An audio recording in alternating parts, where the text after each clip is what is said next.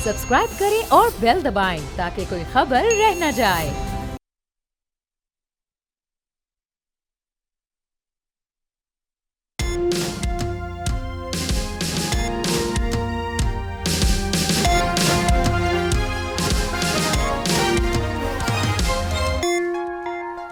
बिस्मिल्लाहिर्रहमानिर्रहीम, अस्सलामु अलैकुम। आप देख रहे हैं प्रोग्राम तब्दीली और मैं हूं आपका मेजबान सलमान मिर्जा।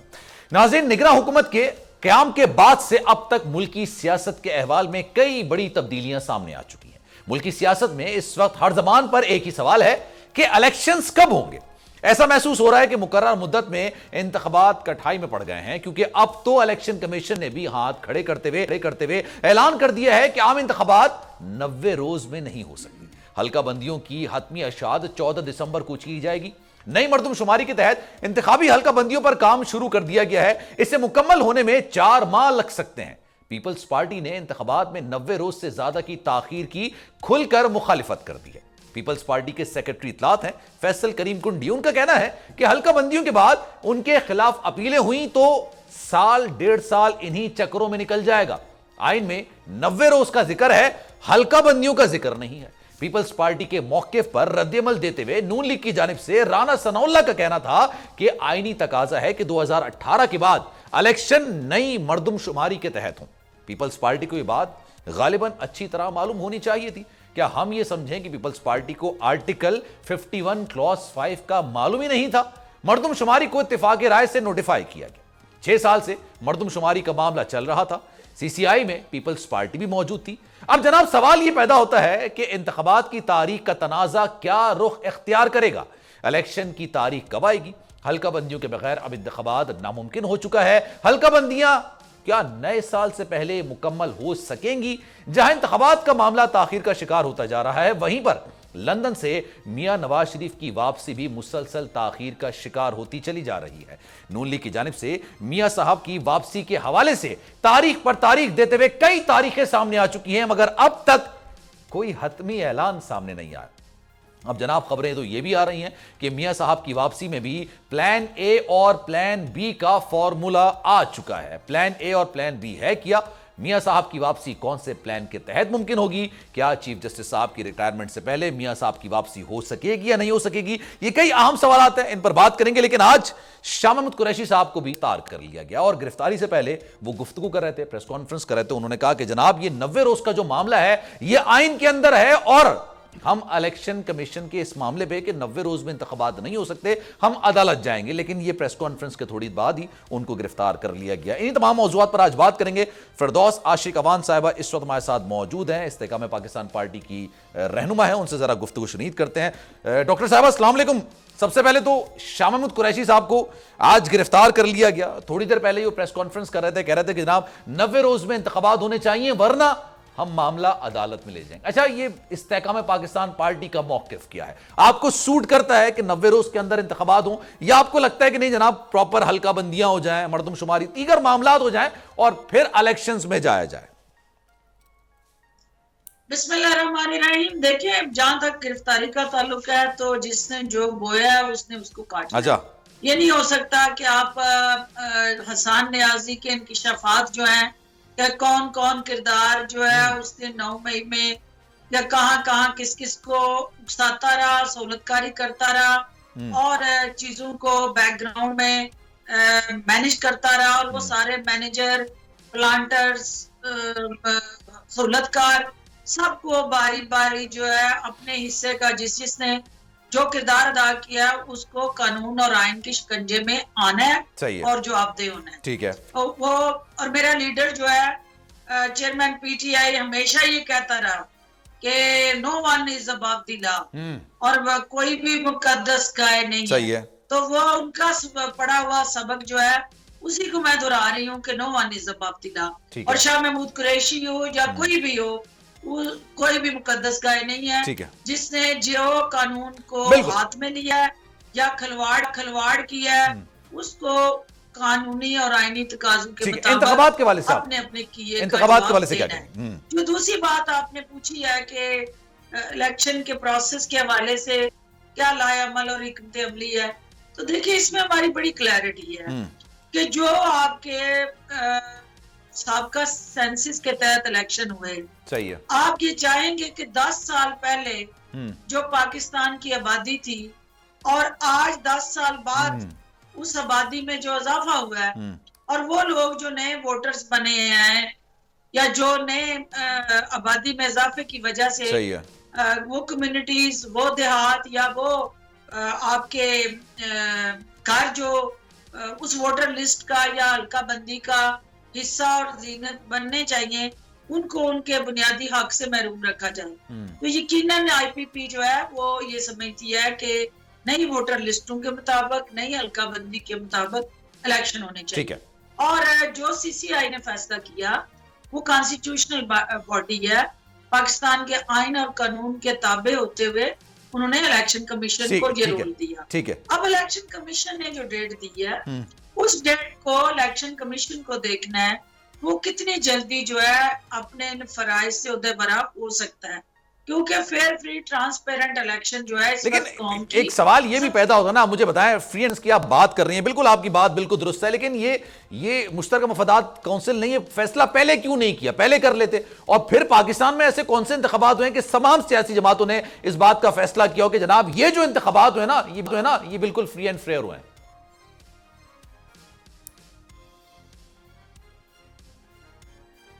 فردوس صاحبہ دیکھیے، میں یہ سمجھتی ہوں کہ اس وقت جو ہے پاکستان جن مسائل، مشکلات اور مصیبتوں میں جکڑا ہوا ہے، وہاں پاکستان کو سب سے پہلے جو ہے یہاں پہ ایک سیاسی استحکام اور معاشی استحکام چاہیے.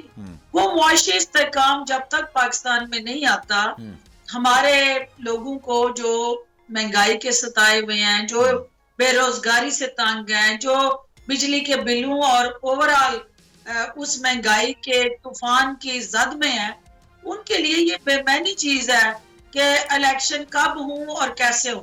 وہ یہ کہتے ہیں کہ میری ریاست جو ہے وہ مجھے سرپرستی دیتے ہوئے میرے حقوق کے تحفظ کو کس طرح یقینی بنائے، اور جو میرا حق ہے، جو میرا بنیادی بیسک نیڈز ہیں، اس کو کس طرح پروٹیکٹ کرتی ہے.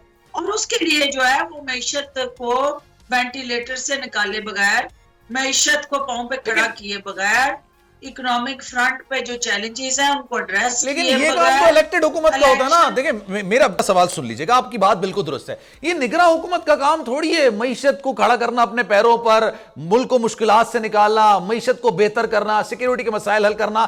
یہ تو الیکٹڈ حکومت کا کام ہوتا ہے. نگراں حکومت کا کام تو الیکشنز کروانا ہوتا ہے. اگر نگراں حکومت یہ کام کرنے لگے گی تو پھر الیکٹڈ حکومت کا کیا کام ہے؟ جی میں یہ کہہ رہی ہوں کہ ہماری کیئر ٹیکر گورنمنٹ جو ہے اس کا ایک یقیناً یہ مینڈیٹ نہیں ہے کہ وہ لانگ ٹرم پالیسیز بنائے یا long term plan of action جو ہے وہ ترتیب دے. جو کیئر ٹیکر کا سکوپ ہے اور سکوپ آف ورک ہے وہ سہولت کاری کرنا ہے الیکشن کمیشن کی for fair free transparent election.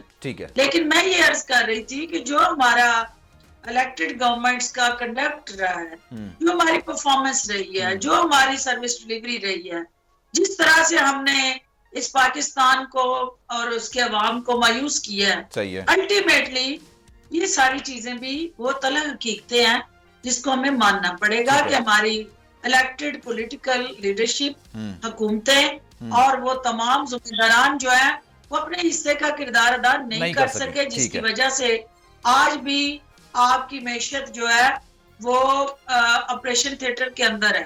آج بھی اس کی سانسیں اکھڑی ہوئی ہیں. آج بھی جو ہے اس کو مصنوعی آکسیجن سے چلایا جا رہا ہے. تو ہمیں دیکھنا یہ ہے کہ اس قوم کو الیکشن چاہیے. لیکن اس کی ذمہ داری کس پر عائد ہوتی ہے؟ آپ نے جو پوائنٹ اٹھایا نا بالکل صحیح ہے، لیکن آپ کہہ رہی ہیں کہ جناب اس وقت وینٹیلیٹر پر ہے معیشت، تمام چیزیں. میں پچھلی پارلیمنٹ کی کارکردگی کا سوال آپ سے کروں تو مجھے بتائیے اس کا ذمہ دار آپ کی نظر میں کون ہے؟ یا تو تحریک انصاف کے سربراہ ان کی حکومت یا شہباز شریف صاحب؟ دونوں پہ نہیں ہوگی.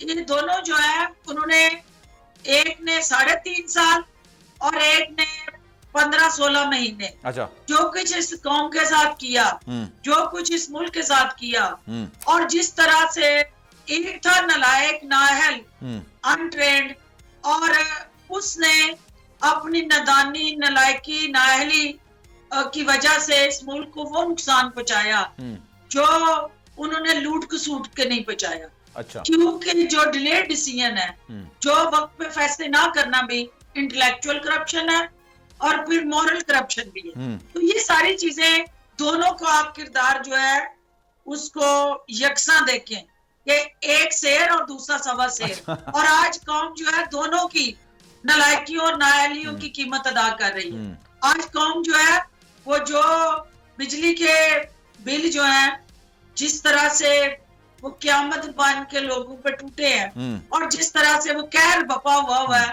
ہر گھر کے اندر, وہ بجلی کا بل نہیں, وہ 440 وولٹ کی کرنٹ ہے, لوگوں کے اوسان خطا ہے. تو وہ کون لوگ ہیں جنہوں نے پیٹرول پہ سبسڈی دی؟ آپ پراڈو چلا رہے ہیں, آپ کو بھی 100 روپیہ سبسڈی ہے. میں موٹر سائیکل چلاؤں, مجھے بھی 100 روپیہ سبسڈی ہے. تو یہ کون سا انصاف ہے, یہ کون سی گورننس ہے, یہ کس ملک میں ہوتا ہے؟ کیا آپ IMF کے اس پہ ہوں لون پیکج میں اور آپ اس طرح کی عیاشیاں کر رہے ہوں؟ اور پھر مجھے یہ بتائیں کہ ہیلتھ کارڈ ایک بہت بڑا ہمارا پروگرام ہے, مجھے بتائیں دنیا کی ڈیولپ ڈیموکریسیز میں بھی جا کے دیکھیں کہ وہاں کیا ایسا ہوتا ہے کہ جس کی 50 لاکھ انکم ہے اس کو بھی وہ ہیلتھ کارڈ اسی طرح فیسیلیٹیشن ہے, جس کی 5,000 اور 50,000 انکم ہے اس کو بھی وہی ہے. کہیں تو آپ کو کسی گیم کے رولز طے کرنے ہوتے ہیں نا.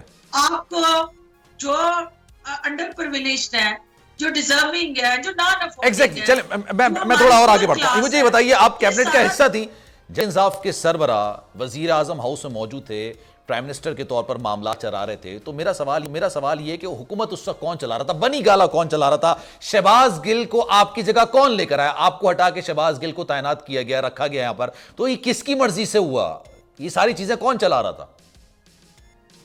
دیکھیں یہ سارا ایک 9 رتنوں کا ٹولہ تھا. اچھا. اور وہ 9 رتن جو تھے ان کا پبلک کے انٹرسٹ سے کوئی تعلق کوئی لینا دینا نہیں تھا.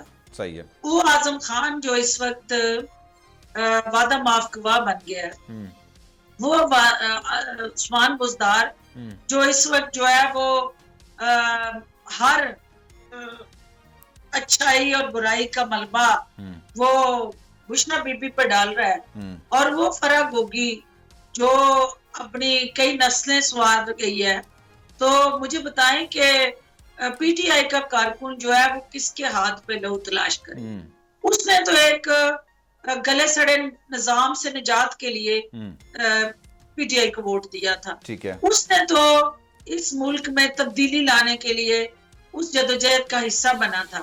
تو مجھے بتائیں کہ 3.5 سال میں ہم نے مینیفیسٹو جو اس قوم کو دیا تھا کسی ایک کتنا اوپر آپ نے عمل کیا؟ بالکل. ہم تو اور چیزوں میں الجھ گئے جو ہمارے کرنے کے کام تھے, جس کے لیے ہمیں لوگوں نے ووٹ دے کے چن کے لے کے آئے تھے. ہم گمراہ ہو گئے اور ہم نے اپنا کام کرنے کی بجائے ہم نے دوسرے اداروں کے اندر جا کے چھیڑخانیاں کی. ہم نے جا کے دوسرے اداروں کے وجود کو کمزور کرنے کے لیے سازشیں کی, اور ہم نے اپنی اس پبلک سروس ڈیلیوری پہ فوکس کرنے کی بجائے, گورننس کے سٹرکچر کو امپروو کرنے کی بجائے, ریفارمز کی طرف جانے کی بجائے, ہم نے صرف اور صرف وہ پیرنی کی ڈائری پہ. تو آپ نے ابھی آپ نے بشرا بی بی ذکر کیا, تو مجھے ایک بات بتائیں, پاکستان تحریک انصاف کے جو قریبی لوگ ہیں نا وہ بھی یہ سوال کرتے ہیں, وہ پوچھتے ہیں, کہتے ہیں کہ جناب یہ بنی گالا ہو گیا, یا پی ایم ہاؤس جب تحریک انصاف کے سربراہ وزیر اعظم تھے تمام فیصلے بشرا بی بی کیا کرتی تھی, مطلب بنی گالا میں کسی کو اجازت نہیں تھی داخل ہونے کی اگر بشرا بی بی اس کو اجازت نہ دیں. تو یہ واقعی میں یہ بات ہے, آپ کو وفاق سے پنجاب میں جو دھکیلا گیا تھا اس کے پیچھے بھی آپ کو لگتا ہے بشرا بی بی ہیں یا نہیں ہیں؟ بالکل بالکل آپ ٹھیک کہتے ہیں. بشرا بی بی ایک ایسا فساد, اور اس قوم کے لیے چونکہ 2018 کے بعد پی ٹی آئی کے جانے والوں کو 2 چیزیں اثاثے کے طور پہ ملی. اچھا. ایک تھی حکومت جو 2018 میں ملی, اور ایک تھی بشرا بی بی. اچھا. بشرا بی بی کا جو وجود تھا وہ جس طرح سے پی ٹی آئی ثابت ہوا, جس طرح سے اس نے عمران خان کے ذہن کو اپنے حصار میں لیا اور جس طرح سے اس نے اس کو ہیپناٹائز کر کے، میں بار بار کہتی ہوں، پھر اس کو میگنیٹائز کر دیا، پھر اس کو میسمرائز کر دیا کہ اس کے سوچنے سمجھنے کی جتنی صلاحیت تھی اس کو مفلوج کر دیا، اور پھر اپنی انگلیوں کے اشاروں پہ اس نے وہ سارا پرائم منسٹر ہاؤس اور پورے گورننس کے سٹرکچر کو تگنی کا ناچ نچایا، اور پھر اس نے عملیات کا سہارا لیا، اشتہاروں کے اس نے جھوٹے دعوے کیے، اور پھر جس طرح سے اس نے کرشمات دکھانے کے لیے خان کو جس طرح کی گمراہی کا شکار کیا، آپ نے نہیں دیکھا کہ کہاں کہاں لے جا کے اس نے اس سے سجدے کرائے، آپ نے دیکھا کہ کہاں کہاں وہ بار بار وہ ریاست مدینہ کے نعرے لگواتی رہی۔ تو ریاست مدینہ میں آپ کو غور کرنا چاہیے کہ ریاست مدینہ کا جو میں بھی جا کے بار بار ایک ہی بات کہتی رہی کہ ریاست مدینہ بنائیں گے پاکستان کو، ریاست مدینہ۔ ایک ہمارے جانے والے تھے، انہوں نے مجھے کہا کہ بہن یہ آپ بار بار کہتی ہیں، پہلے آپ پڑھ لیں کہ ریاست مدینہ میں کیا ہوتا ہے، کیا ہے، اور پھر انہوں نے مجھے وہ سارے حقائق بھیجے کہ ریاست مدینہ میں یہود اور انصار جو ہے ان کے حقوق مسلمانوں کے برابر، ٹھیک ہے، اور وہ یہود و انصار کو برابر حقوق دلوانے کے لیے اگر ریاست مدینہ آپ قائم کرنا چاہتی ہیں تو یہ آپ یقیناً آپ کی لیڈرشپ کا یہ ایجنڈا ہوگا۔ اچھا، ابھی آپ ایجنڈے کی بات کریں نا، کیونکہ پرویز خان نے انکشاف کیا تھا میرے پروگرام میں بیٹھ کے، کئی انہوں نے باتیں کی تھی کہ وہ جو ہے انقلاب لانا چاہتے تھے، یعنی تحریک انصاف کے سربراہ انقلاب لانا چاہتے تھے، لیکن لانا وہ فوج کے خلاف چاہتے تھے۔ تو آپ کو بھی ایسا لگتا ہے؟ اور اگر یہ آئیڈیالوجی تھی تو اس آئیڈیالوجی کے پیچھے ہاتھ کس کا تھا، تحریک انصاف کے سربراہ کا یا بشرا بی بی کا؟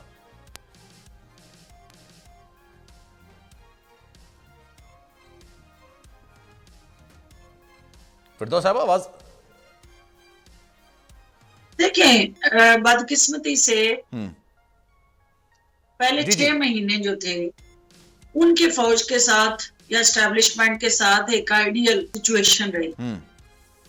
6 مہینوں کے بعد وہ تعلقات جس طرح سے بگڑے، کیونکہ چیئرمین پی ٹی آئی جس طرح اداروں کو ڈکٹیٹ کرتے تھے، جس طرح بشرا بی بی جو ہے وہ اپنے فیصلے قومی سلامتی کی اس کمیٹی کے اندر بھی ڈکٹیٹ کرواتی تھی، اور وہ پالیسی جو نیشنل انٹرسٹ میں بنتی تھی اس کو جب بلڈوز کر دیا جاتا تھا تو وہ غلط فہمیاں، وہ فاصلے، وہ سارا جو تناؤ تھا اس نے جنم لیا، اور پھر اس کو 4 چاند لگائے بزدار نے اور فرح گوگی نے۔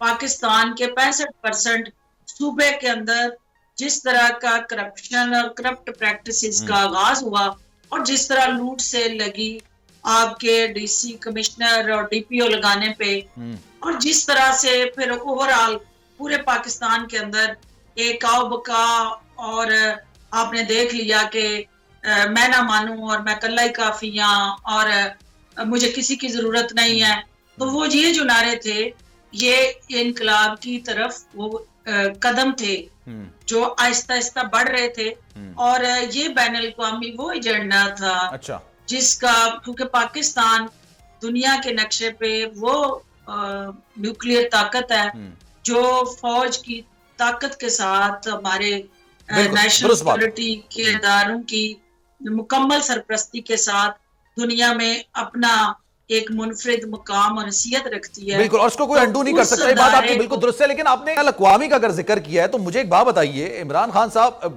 تحریک انصاف کے سربراہ ہمیشہ یہ بات کیا کرتے تھے کہ جناب ایک آیت سے وہ اپنی گفتگو کا آغاز کرتے تھے، اور اس کا یہی ہے کہ ہم اللہ تیری عبادت کرتے ہیں، تجھ سے ہی مدد مانگتے ہیں۔ لیکن جب گرفتاری سے پہلے کی میں ان کی ویڈیوز جب دیکھ رہا تھا تو وہ پھر امریکہ سے بھی مدد مانگنا۔ اچھا، پاکستان کے اندر امریکہ کے حوالے سے ایک سینٹیمنٹ ہے، مطلب آپ نے دیکھا ہوگا عوام کے اندر ایک سینٹیمنٹ ہے، وہ یہ سمجھتے ہیں کہ پاکستان کی ہر تباہی کا جو ذمہ دار ہے وہ کہیں نہ کہیں انڈائریکٹلی ڈائریکٹلی امریکہ کہیں نہ کہیں اس میں انوالو ہوتا ہے، یہ پتہ چلتا ہے۔ اب حیرت انگیز طور پہ جب خان صاحب کے ساتھ جو کچھ ہو رہا ہے اس میں امریکہ ان کی مدد کو آ رہا ہے، ان کے بیانات آ رہے ہیں، اسرائیل کی طرف سے آ رہے ہیں۔ مجھے یہ بڑی حیرت ہوتی ہے کہ جن کے خلاف انہوں نے علم بغاوت بلند کیا تھا۔ تو یہ ہے کہ ہمیں فلسطین ہو، کشمیر ہو، عراق ہو، یا مسلم دنیا کے اندر شام ہو، لبنان ہو، جہاں جہاں بھی مسلمانوں کے ساتھ مظالم ہوئے، مسلمان تکلیف میں آئے، مسلمانوں کے لیے پریشانیاں ہوئیں، नस्ल कुची हुई मुसलमानों की, हमारे जज्बात एहसासात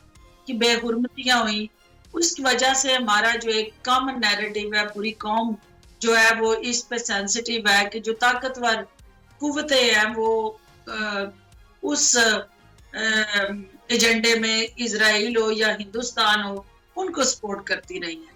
तो आम पाकिस्तानी जो है वो हमेशा उन्हें अपना मुखालिफ समझता है। तो ये बड़ी कमाल मकारी और एक प्लांटेड तरीके से इस बयानिए को हवा दी गई, लोगों के मासूम ज़हनों के साथ खेला गया, उनके इन जज्बात एहसासात को बारा गया और नौजवानों के ज़हनों के अंदर ये जहरीला जो है बीज जो है वो बोया गया, उनके ज़हनों को आलूदा किया गया और आबियारी करके इसकी हैमरिंग हुई और नतीजा ये निकला कि वो सच समझ बैठे और वो ये समझे कि वाकई ये जो ताकतें हैं वो ठीक है। अच्छा फिरदौस साहबा, मुझे एक ब्रेक लेनी है, के बाद मुझे आपसे आखिरी सवाल ये करना है, क्योंकि आप उस वक्त थी तहरीक इंसाफ के सरबराह की कैबिनेट मेंबर से, उस वक्त ये कहा जाता था कि खान साहब के वो दौरे वजीर आजम, जब वो वजीर आजम थे, उस वक्त जो है उनके बैनुल अक़वामी ममालिक से जो ताल्लुकात थे ना वो काफ़ी ज़्यादा ख़राब हो गए थे। आप जब उन्होंने अमेरिका का दौरा किया, आप भी उनके हमरा यानी पाकिस्तान के अंदर थी, आपने बड़ा पुरतपाक किस्म का उनका इस्तकबाल किया था, लेकिन हकीकत उसके पीछे क्या है इसका जवाब मैं आपसे लूँगा। और साथ साथ जो कानूनी मामलात पर हमने अपने इब्तिदाई में जिक्र किया है, नवाज शरीफ समेत दीगर मामलात थे, अशतर औसाफ साहब माहिर कानून है, मुझे ज्वाइन कर चुके हैं। एक ब्रेक के बाद उनसे भी गुफ्तगू का सिलसिला आगे बढ़ाएंगे।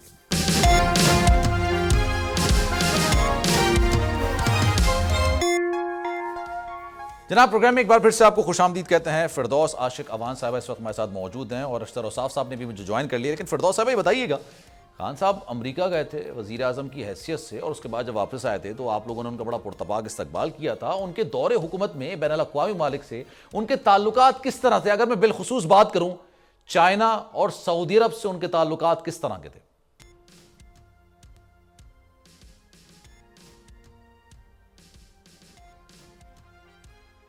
देखिए, सऊदी अरेबिया के साथ नो डाउट के मोहम्मद बिन सलमान पाकिस्तान आए, लेकिन कोई भी लीडर जो है वो सबसे पहले किसी मुल्क के साथ जब ताल्लुकात रखता है तो वो इज्जत के लिए, वो दोस्ती और इज्जत जो है वो दो बेसिक उसके पैरामीटर्स होते हैं।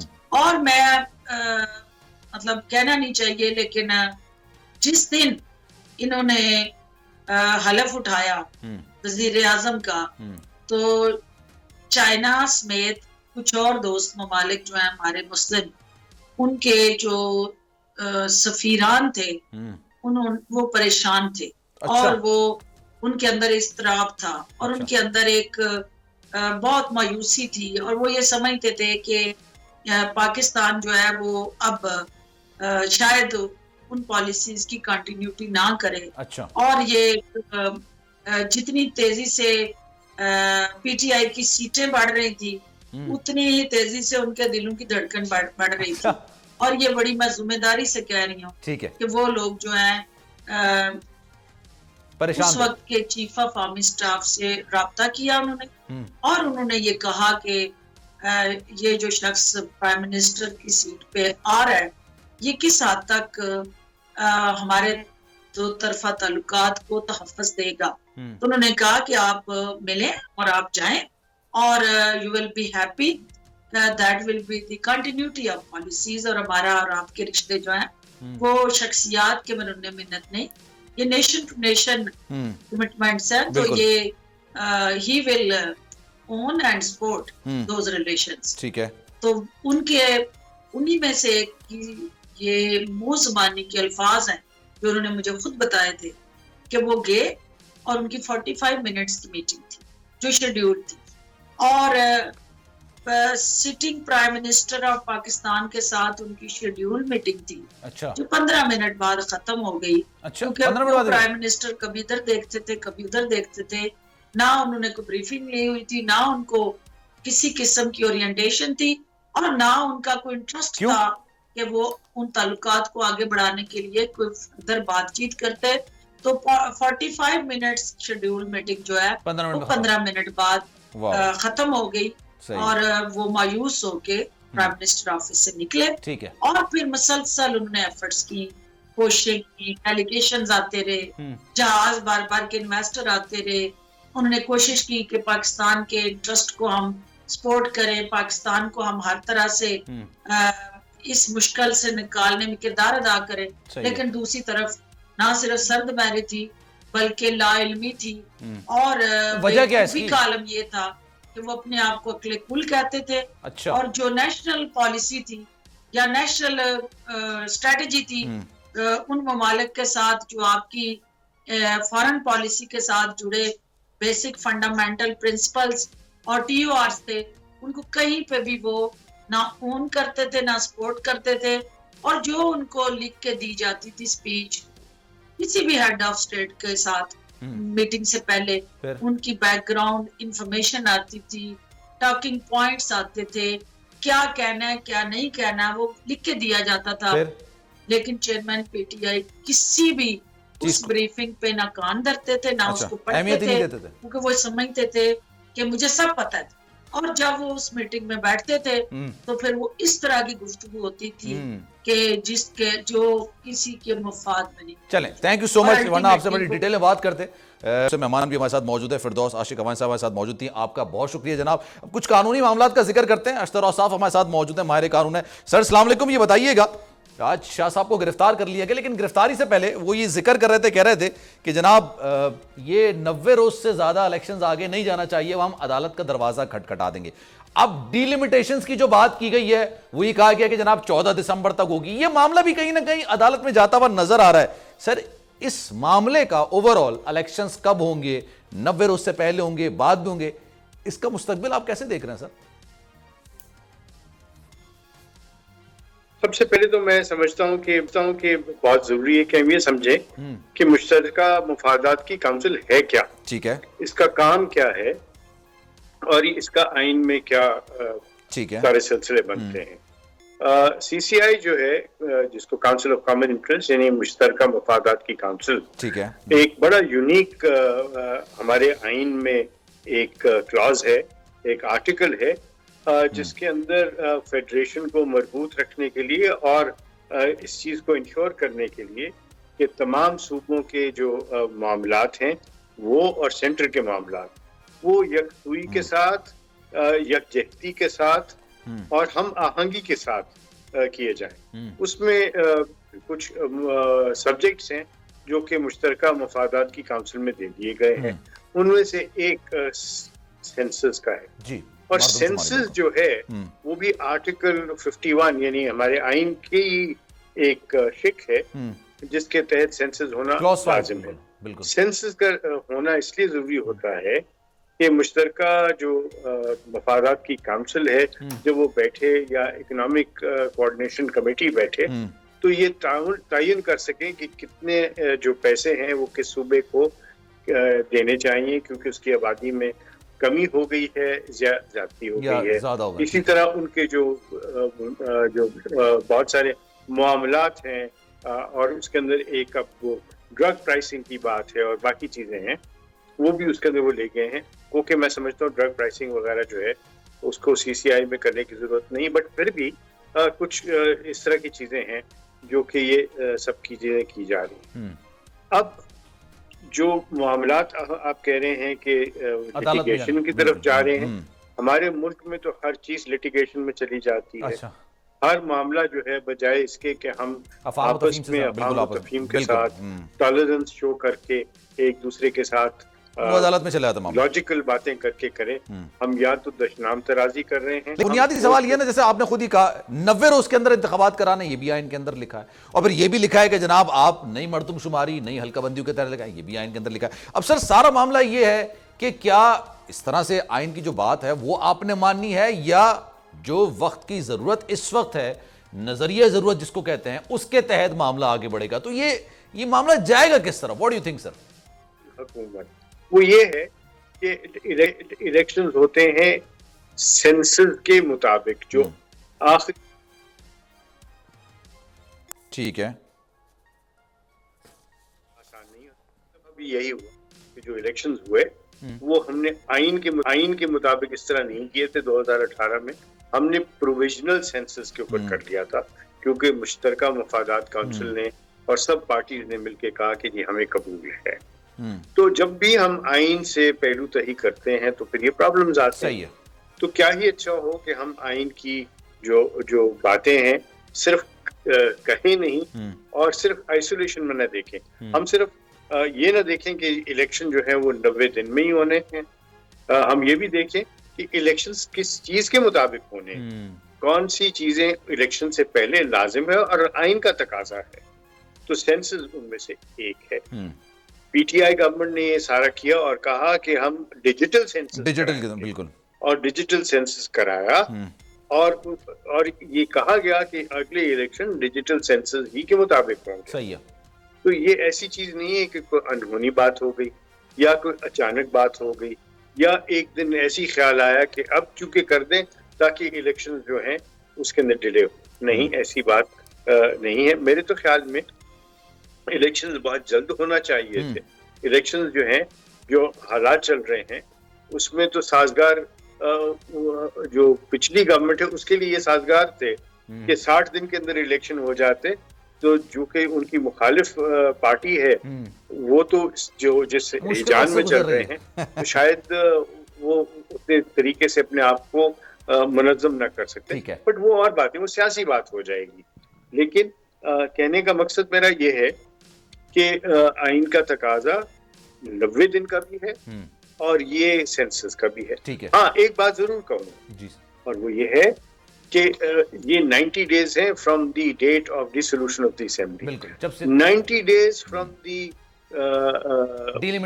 وہ ہے کانسٹیٹوینسیز یا ڈیمارکیشن سے نہیں ہے. تو وہ جو ہے ٹائم پیریڈ وہ یہ نہیں ہے کہ دسمبر کے بعد 90 دن, وہ اس سے پہلے بھی ہونے چاہیے. اور میں سمجھتا ہوں بہت جلد ہونے چاہیے, جتنے جلدی ہو سکے بالکل ہو جانے چاہیے تاکہ جو ملک سے باہر انویسٹرز بیٹھے ہوئے ہیں, جو ملک کے اندر انویسٹمنٹ کرنے کو تیار ہیں, جو ہمارے اپنے لوکل انویسٹرز ہیں, کاروبار کرنے والے لوگ ہیں, جو لوگ اپنی مستقبل کا فیصلہ ان اکنامک چینجز کے اوپر لے کے آتے ہیں, ازحد ضروری ہے کہ فورن الیکشن ہو جائیں. صحیح ہے سر, لیکن آپ نے بجٹ کا بھی ذکر ہے, وہ تو بجٹ تو میں پیش کیا جاتا ہے. ابھی سر یہ معاملہ بھی ہے کہ مارچ میں سینٹ کے انتخابات بھی ہونے ہیں, مارچ میں صدر صاحب کے بھی انتخابات ہونے ہیں. اب ان دونوں کے لیے ایک معاملہ یہ ہوتا ہے کہ عوام براہ راست تو ووٹ نہیں دے سکتے, الیکٹورل کالج الگ ہوتا ہے ان کا نا. اب یہ اس کے لیے قومی اسمبلی کا قیام, صوبائی اسمبلی کا قیام بڑا ضروری ہوگا. تو آپ کو لگتا ہے کہ یہ مارچ سے پہلے ہی ہو جائے گا,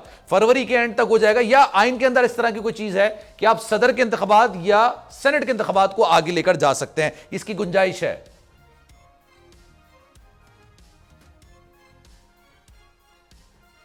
جی سر.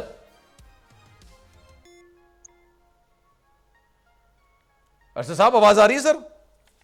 نہیں, ایسی کوئی چیز نہیں ہے کہ جس میں آپ سینٹ کے انتخابات جو لوگ ریٹائر ہو رہے ہیں سینٹ سے وہ ریٹائر ہو جائیں گے, وہ کنٹینیو نہیں کریں گے. لیکن صدر صاحب جو ہیں وہ کنٹینیو کریں گے. صحیح ہے. اور میری خواہش, آئین کا تقاضا, قانون کا تقاضا, اور میں سمجھتا ہوں کہ سارے اس کے اوپر کنسنسس ہوگا کہ الیکشنز جو ہیں وہ جتنی جلدی ہو سکیں ہو جائیں, تاکہ نہ صرف بجٹ کی بات ہو, سینٹ کی الیکشنز کی بات ہو جانی چاہیے پر وقت. چلیں سر, تھینک یو سو مچ سر. ارشد صاحب ہمارے ساتھ موجود ہے. ایک بریک لیتے ہیں جناب, بریک کے بعد واپس آئیں گے. جو فیصل آباد میں جڑاوالا میں واقعہ ہوا ہے, جس طرح کی بربریت کی گئی ہے, جس طرح سے معصوم پاکستانیوں کے گھر جلائے گئے ہیں, گرجا گھروں کو جلایا گیا ہے, ان تمام صورتحال پر بات کریں گے. ایک بریک لیتے ہیں, کہیں جائیے گا نہیں.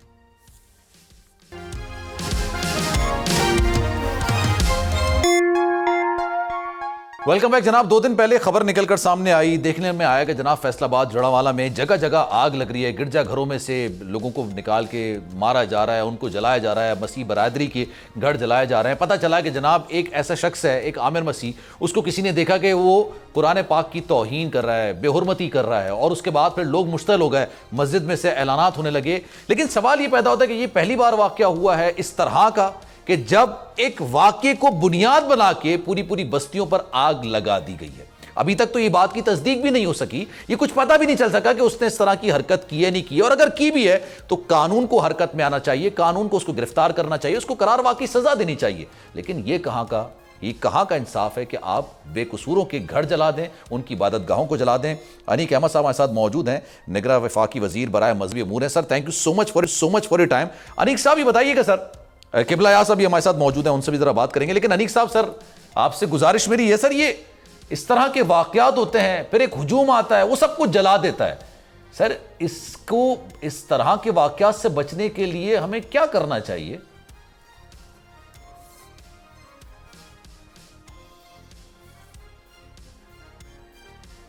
قبلہ صاحب میری آواز آ رہی سر؟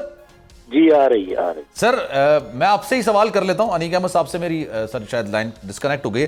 قبلہ صاحب سر یہ بتائیے گا, اس طرح کے واقعات ماضی میں بھی ہوئے ہیں, لیکن کسی نے اس بات کی تصدیق نہیں کی کہ اس سے بے حرمتی ہوئی ہے. نہیں, اگر ہوئی ہے اس کو گرفتار کریں, گرفتار کرنے کے بعد قانون کے مطابق اس کو سزا ملنی چاہیے.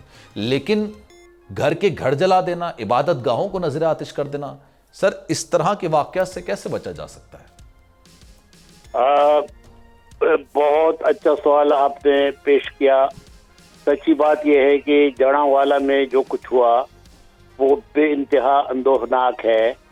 اور اس سے پہلے یہ واقعہ, سب سے بڑا جو ایک واقعہ ہوا تھا 3 دسمبر کو 2021 سیال کوٹ میں, کہ ایک سری لنکن مینیجر کو, فیکٹری کے مینیجر کو بالکل سر قتل کر دیا گیا. تو اس وقت بھی اسلامی نظریاتی کونسل نے اس پر بڑی تفصیلی بحث کی تھی, ایک فکری نشست کا اہتمام کیا تھا, اور ہم نے یہ مطالبہ کیا تھا کہ اس قسم کے جو کی حرکتیں ہیں اس کو, اس کے انسداد کے لیے یہ ہونا چاہیے کہ سرسری سماعت کی عدالتیں ہوں, خصوصی عدالتیں ہوں, اور فوری طور پر سزا ہو. یہ دیکھیں برطانیہ میں آج سے 8-10 سال پہلے فسادات ہوئے تو جمہوری ملک جو کہ ایک بڑا, یعنی جس کو جمہوریت کی ماں کہا جاتا ہے, اس ملک میں بھی دن رات عدالتیں لگی اور فوری طور پہ سزا کا عمل جو تھا اس کو مکمل کیا گیا. اور اس کے بعد آپ نے ہرگز یہ بات نہیں سنی کہ برطانیہ میں اس قسم کے فسادات ہوئے. سر میرے پاس ٹائم کی قلت ہے نا, میں چاہ رہا ہوں سر انیک صاحب سے بھی اس کا جواب لے لوں, کیونکہ میں ان کی بھی رہنمائی چاہ رہا تھا. سر انیک صاحب سر یہ بتائیے گا, اس طرح کے واقعات جب ہجوم آتا ہے, سب کو جلا کے چلا جاتا ہے, پیچھے پتہ چلتا ہے کہ جناب ایک شخص پر بے حرمتی کرنے کا الزام ہے, جو کہ الزام ابھی تک ثابت بھی نہیں ہوا, اس طرح کے واقعات سے سر بچا کیسے جائے؟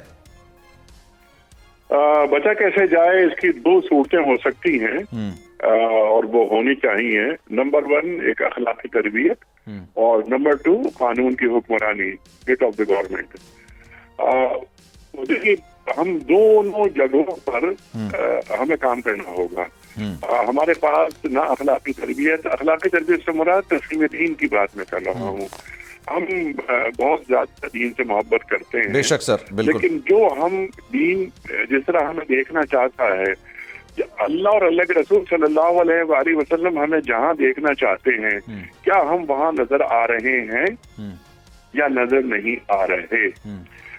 میں مسلسل یہ پیپر دے رہا ہوں تو میں ایک بات یہ عرض کرتا چلا آیا ہوں, ابھی پی ٹی وی سے بھی میں یہی بات کر رہا تھا کہ دیکھیے ایک امتی ہے مسیح علیہ السلام کا, ایک امتی ہیں ہم سرکار دو عالم صلی اللہ علیہ وسلم. کہیں ایسا نہ ہو خدا نہ خواستہ کہ حضرت مسیح علیہ السلام کا امتی اپنے رسول سے شکایت کرے کہ دیکھیے آپ کے بعد جو تشریف لائے ان کے ایک امتی نے میرے ساتھ یہ سلوک کیا. اور کہیں ایسا نہ ہو کہ مسیح علیہ السلام اپنے امتی کی شکایت ہمارے رسول سے کریں صلی اللہ علیہ وآلہ وسلم. تو ہمیں معلوم ہونا چاہیے کہ ہم دین کے نمائندے ہیں, دین کی خدمت کر رہے ہیں یا دین کے ساتھ نہیں کھڑے ہوئے. سر یہ بات آپ نے بالکل درست کی, دین کا خوبصورت چہرہ مسخ کر رہے ہیں. بالکل, بات بہت اچھی کی ہے سر. میں اسی بات کے ساتھ اس اختتام کرنا اس لیے چاہوں گا, میرے پاس ٹائم کی قلت ہے. بات بالکل درست کی ہے. پہلے اپنے گریبانوں پر جھانک لیں کہ آپ واقعی میں دین کی خدمت کر رہے ہیں یا دین کے خلاف کام کر رہے ہیں, کیونکہ واقعی میں یہ بات بہت ایک ایسی چیز ہے جو کہ نہیں ہونی چاہیے. انیک صاحب سر کنٹینیو کریں, پھر میں وائنڈ اپ کروں گا. سر میں یہ عرض کر رہا تھا, دوسری بات ہے قانون کی حکمرانی, ہیڈ آف دی گورنمنٹ. الحمدللہ یہ ریاست بانج نہیں ہے, یہاں قانون کی حکمرانی ہے. پہلی بات کا جواب یہ تھا کہ ایسے واقعات نہیں ہونے چاہیے, لیکن ایسے واقعات کا سدباب کرنے کی صلاحیت ہمارے میں ہے. یہ کوئی بنانا اسٹیٹ نہیں ہے. الحمدللہ حکومت پنجاب نے اور وفاقی حکومت نے الحمدللہ تمام معاملات کو دیکھا. وزیر اعظم صاحب کی خاص انسٹرکشن ہیں اور تمام معاملات محسن نقوی صاحب جو ہمارے محترم وزیر اعلیٰ ہیں ان کی نگرانی میں تمام کام ہو رہا ہے. کمپنسیشن ہو رہا ہے, تمام ان کے جو مسائل ہیں وہ دور کیے جا رہے ہیں. لیکن وہ ایک دو گھاؤ لگتا ہے ایسے واقعات سے دل پر, اس گھاؤ کا کیا ہوگا؟ یہ مرہم رکھنے کی نوبت کیوں آتی ہے؟ وہ زخم ہی نہ لگے, وہ گھاؤ ہی نہ لگے. ہمارے پاس ایک جامع دین ہے, ہمارے پاس یہ تربیت کا فقدان کیوں ہے؟ ہمارے پاس تفہیم کا فقدان کیوں ہے؟ بالکل درست. ہمارا دین ہمیں کیا تعلیمات دے رہا ہے؟ اخلاقیات. اللہ اکبر. اللہ کے رسول صلی اللہ علیہ وآلہ وسلم کا ارشاد ہے کہ انما بعثت لأتمم مکارم الاخلاق. میں اخلاق کو اس کے کمال تک پہنچانے آیا ہوں. اخلاق سرکار دو عالم صلی اللہ علیہ وآلہ وسلم نے کسی سے سیکھے نہیں. آپ کا عمل اخلاق بن گیا. اب ایک امتی کی ذمہ داری کیا ہے کہ وہ اپنے اخلاق کو اتنا اچھا کرے کہ مسلمان ہی نہیں غیر مسلم یہ سوچنے پر مجبور ہو جائیں کہ اس آدمی کا اخلاق اتنا اچھا ہے تو ان کے رسول کا اخلاق کتنا اچھا ہوگا. بے شک سر, کیا بات کی ہے سر صلی اللہ علیہ وآلہ وسلم. Sir thank you so much for your time.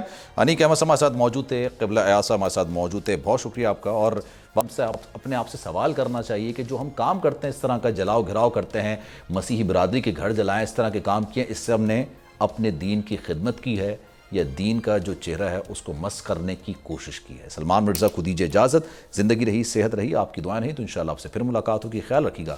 اللہ حافظ.